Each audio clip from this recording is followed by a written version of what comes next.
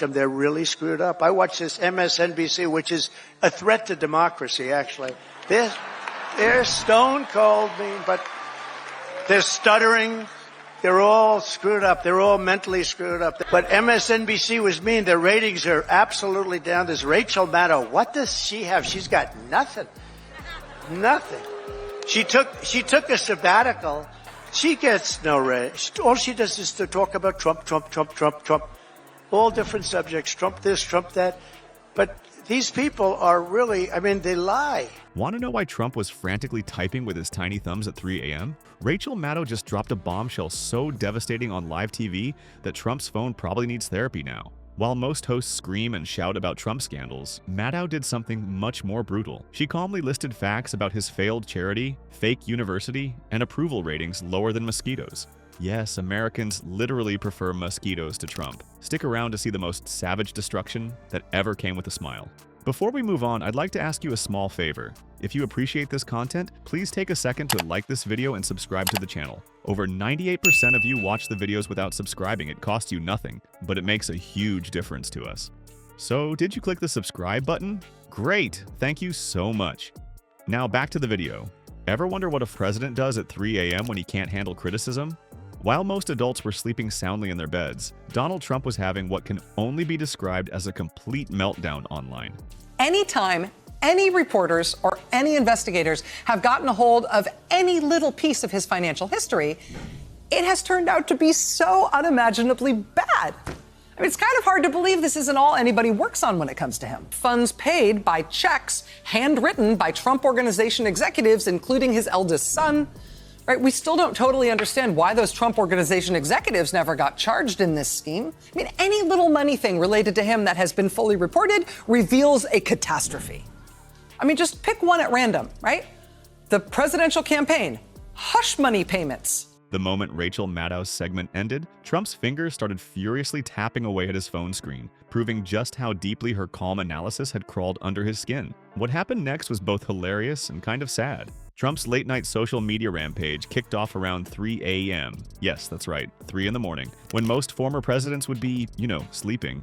But not our Donnie. His fragile ego was so wounded by Maddow's segment that he couldn't even wait until sunrise to defend himself. The posts themselves were something special. They weren't just angry, they were practically incomprehensible word salads that would make an elementary school teacher reach for the red pen.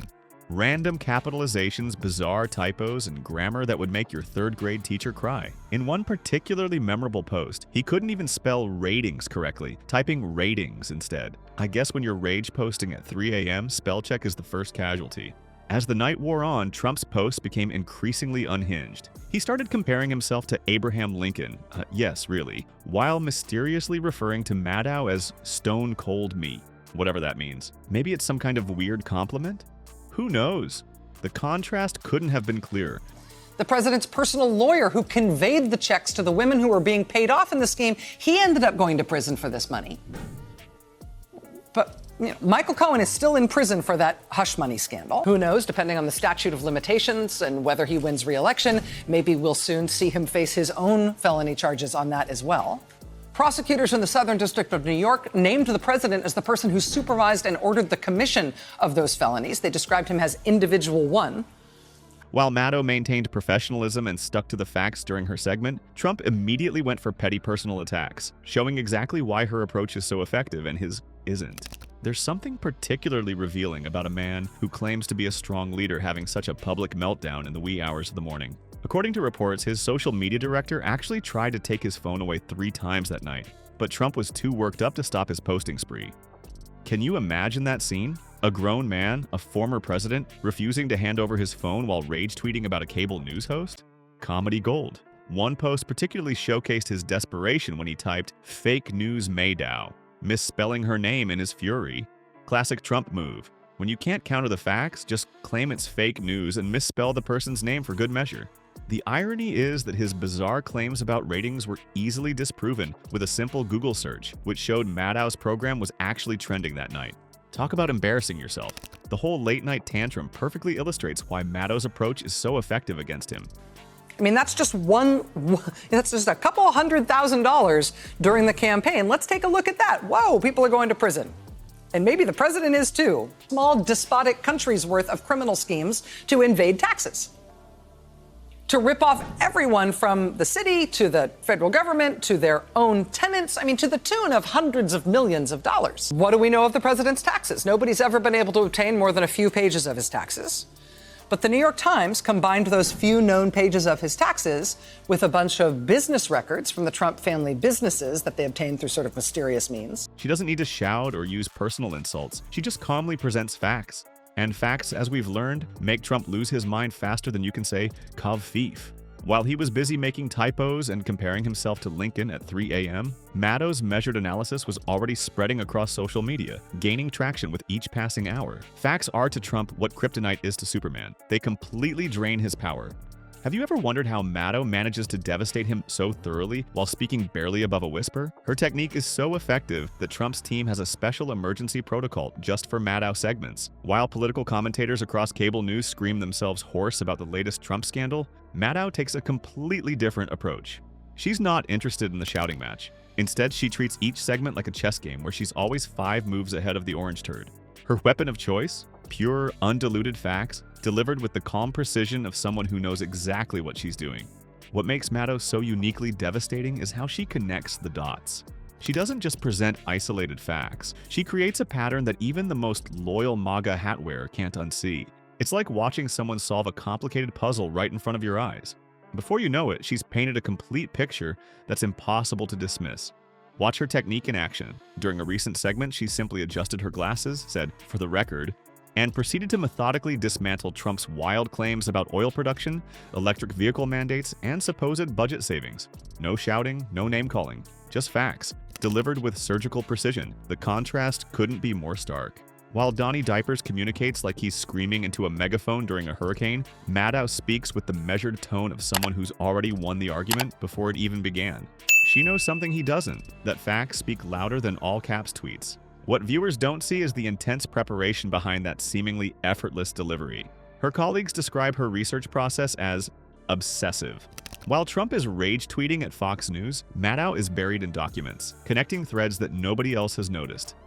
On Monday this week, President Donald Trump went to the Kennedy Center in Washington, D.C., where he has recently fired the entire board and appointed himself as the new chairman. President Trump, on Monday, announced, surprise, that the very next day, he would be releasing all files related to the investigation of the assassination of President John F. Kennedy. While skulking around that national cultural treasure on Monday, where he now personally intends to choose awardees. So get ready for a lot of, Kid Rock. By the time she goes on air, she's not just prepared, she's bulletproof. The real genius of her approach is how dispassionate it feels.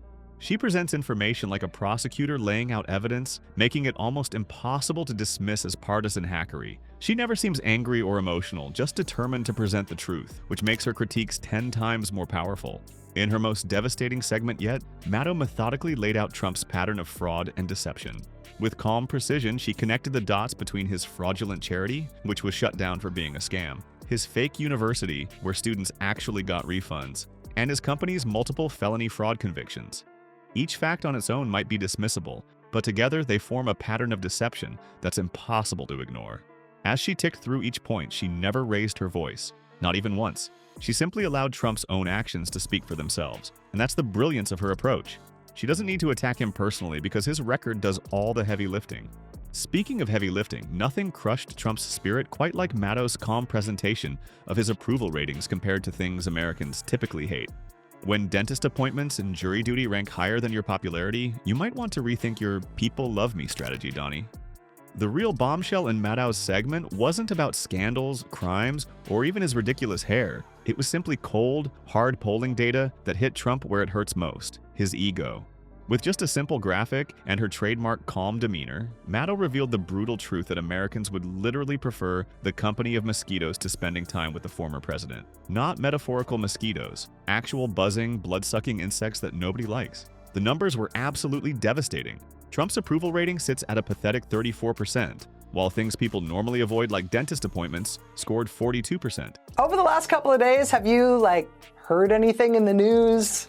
Have you seen any big headlines about the amazing revelations in these documents? And that is because the documents that genius Donald Trump insisted on Monday had to be released on Tuesday. Those documents were almost entirely documents that had been previously released to the public. You've seen news stories about how, wow, these new documents finally shed new light on the assassination, or that, some previously unknown fact about it has been revealed, and this changes everything. Even jury duty, the thing everyone tries to get out of, beat Trump with 37% approval. Ouch. If that doesn't qualify as a nationwide rejection, I don't know what does. What makes this particularly painful for Trump is how much his entire identity revolves around being loved by the masses. This is a man who's built his entire brand around being popular and well-liked. While most politicians can handle criticism, Trump's fragile ego demands constant validation, making these approval numbers his personal nightmare scenario. The beauty of Maddow's approach was that she didn't need to mock or ridicule him about these embarrassing stats. She simply presented them matter-of-factly, occasionally sipping water and adjusting her glasses while delivering the brutal numbers. No shouting, no name-calling, just the quiet devastation of irrefutable facts. Trump's obsession with crowd sizes and ratings stems from his desperate need for validation, Maddow pointed out during her segment, explaining why these particular numbers would hit him harder than almost any other criticism.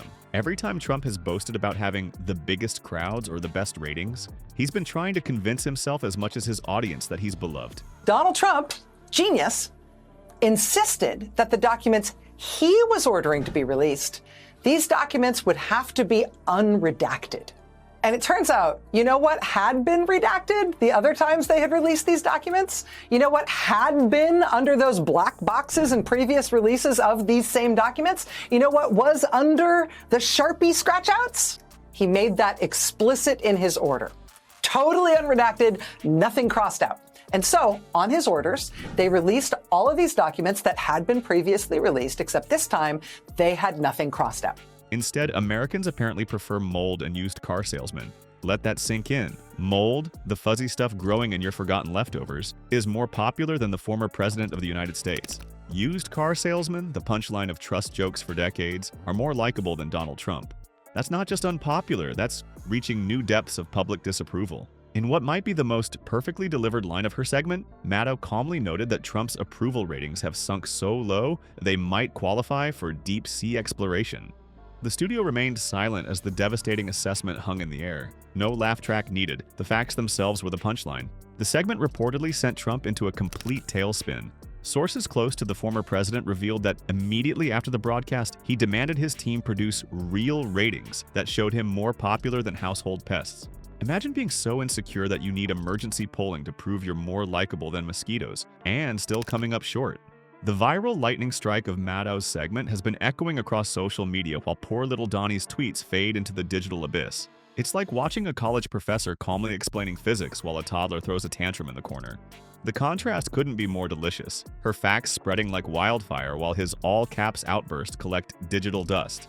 It's really the perfect example of what happens when preparation meets panic. While Trump hammers away at his phone with those tiny fingers, media analysts are busy dissecting Maddow's masterclass in political communication. The lesson here is crystal clear. You can scream until your face matches your spray tan, but a calm voice backed by actual facts will always win the day. Turns out the biggest bombshell wasn't what Maddow said, but how completely ineffective Trump's chaotic comeback strategy has become.